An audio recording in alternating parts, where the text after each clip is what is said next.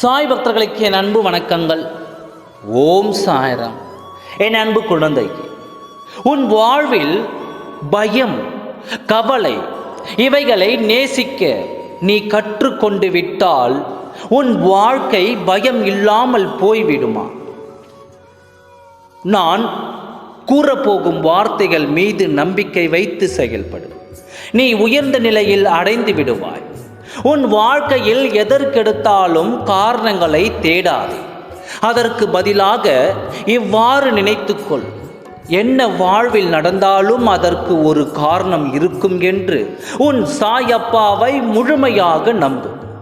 உன் மனதில் இருக்கும் சிந்தனைகளை ஒருமுகப்படுத்தினால் நிச்சயம் உன் வாழ்வில் நீ கிடைத்த வெற்றி கிடைத்துவிடும்.